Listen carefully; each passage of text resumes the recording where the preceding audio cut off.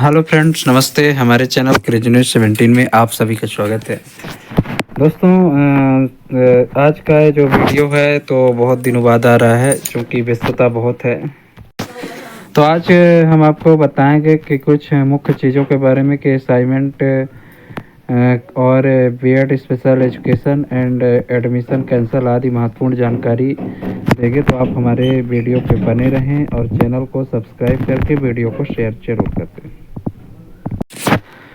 तो दोस्तों, असाइनमेंट को जमा करने के लिए ये एक लेटर जारी किया गया था कि असाइनमेंट जो जुलाई 2023 और जून 2024 के अंतर्गत प्रवेशित समस्त विद्यार्थियों को सूचित किया जाता है कि अपने अपने कक्षाओं पाठ्यक्रम के सत्रीय कार्य की उत्तर पुस्तिकाएं संबंधित अध्ययन केंद्रों में प्राप्त कर सत्रीय कार्य प्रश्न पत्र उन्हीं उत्तर पुस्तिका में हल कर दिनांक 15 मई 2024 तक अनिवार्य रूप से जमा करें।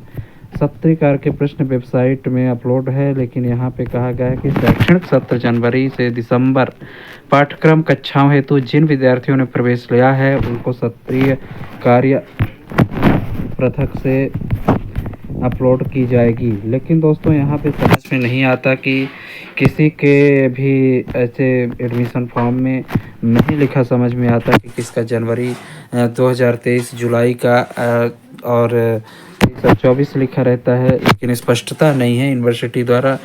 तो कोई ज़्यादातर लोग तो दोस्तों, ये जो हम आपको जानकारी बता रहे थे कि इसमें ये समस्याएं बहुत हैं कि कौन से सत्र में आपका एडमिशन हुआ है, जुलाई 23 या जनवरी 24। तो यूनिवर्सिटी के द्वारा सभी के एडमिशन फॉर्म में तो ही लिखा गया कि जुलाई 23 और 24। लेकिन आप लोग इसके लिए आप या तो फिर यूनिवर्सिटी के टोल फ्री नंबर पे कॉल करके पूछ सकते हैं, या फिर आप अपने अपने कॉलेजों में इस चीज़ को पूछ सकते हैं कि हमारा कौन सा सत्र है। वैसे तो जनवरी के सत्र में बहुत कम एडमिशन हुए हैं, और जिनका भी एग्ज़ाम फॉर्म भर गया है और जिनके भी वो उनको तो पक्का है कि जुलाई का सेंसन है 2023 से 24 का। और सभी का भर रहा है। इसका मतलब कि सबसे ज़्यादा एडमिशन हुए हैं जुलाई 2023 में, और सब का जुलाई में ही है। कुछ के प्रश्न पत्र अपलोड नहीं है, जैसे अंग्रेजी वालों को कन्फ्यूजन है कि भाई एमए इंग्लिश है और मेरा असाइनमेंट अपलोड नहीं है, तो हमारा कौन सा सेशन है। तो इसके लिए आप लोग अपने अपने अध्ययन केंद्रों में पता कर सकते हैं, पूछ सकते हैं। और इसके अलावा भी आप यूनिवर्सिटी में टोल फ्री नंबर पे कॉल करके पूछ सकते हैं। तो दोस्तों, ये तो हुई असाइनमेंट की बात, और आगे की बात भी हम आपको बता रहे हैं। दोस्तों, इसी संदर्भ में एक और पत्र लिखा गया है मई में कि विश्वविद्यालय अनुदान आयोग द्वारा 3/7/2023 के परिपालन में 570वीं बैठक में इन्होंने क्या निर्णय लिया है। इन्होंने निर्णय लिया है कि अगर कोई छात्र एडमिशन लेता है और एडमिशन लेने के 15 दिन बाद वो, या उस 15 दिन तिथि से 15 दिन या उससे पहले अगर वो कैंसिल करवाता है, तो उसको 100% जो है उसकी फीस रिफंड होगी। इसी प्रकार इन्होंने बताया है कि अगर कोई छात्र 15 दिन से अधिक समय में, यानी 16-17 दिन से प्रवेश के औपचारिक रूप से अधिसूचित अंतिम तिथि 15 दिन से कम पहले, 15 दिन से कम और पहले अगर प्रवेश की अंतिम अधिसूचित तिथि में 15 दिन या उससे पहले, मतलब कि जैसे कि एडमिशन की डेट चल रही है, और जैसे आज कितनी हो गई, 9 तारीख है, और अगले 15 दिन तक एडमिशन की डेट चलेगी। और अगर आप एडमिशन कैंसिल करवाते हैं 100% आपका रिफंड मिलेगा जितनी फीस लगी है। अगर मान लीजिए कि पहले 15 दिन से कम और 90% आपको फीस मिलेगी, वापस होगी अगर आप 15 दिन से कम में कैंसिल करवाते हैं। एडमिशन अगर आप 15 दिन बीत जाने के बाद 15 दिन तक अगर आप एडमिशन कैंसिल करवाते हैं, तो आपको सिर्फ और सिर्फ एडमिशन, जैसे आज की डेट में 9 तारीख मई को लास्ट डेट है मान लीजिए, तो अगर आप 15 दिन बाद इसके बाद एडमिशन कैंसिल करवाते तो आपको 80% ही मिलेगा रिफंड, और 50% आपको तब मिलेगा जब आप 30 दिन बाद,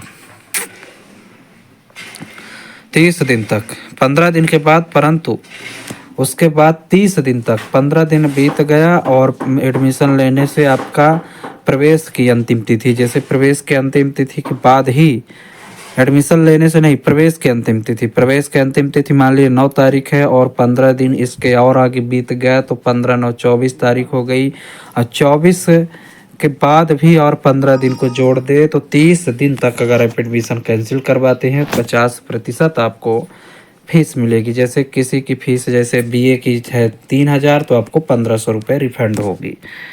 तो इसी प्रकार दोस्तों अगर आप 30 दिन से अधिक का समय लेते हैं, जैसे कि आज एडमिशन लेने की लास्ट डेट थी, मान लीजिए 9 तारीख है आज, और अगर आप 30 दिन से अधिक का समय लेते हैं, जैसे 9 जून के बाद, ये सिर्फ एग्जाम्पल दिया जा रहा है, वो आप देख सकते हैं कि आपके एडमिशन की अंतिम तिथि 15 मार्च, 15 अप्रैल, 15 मार्च तक थी शायद, 15 अप्रैल।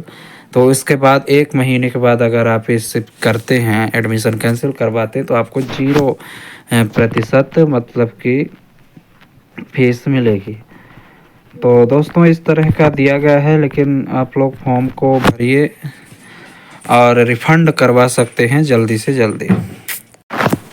और दोस्तों जो स्पेशल एजुकेशन में है 2024 के प्रथम बैच, जो प्रथम है वो 23 का एडमिशन वाले होंगे। 2023 या 22 में जो एडमिशन लिए होंगे वो प्रथम बैच में होंगे।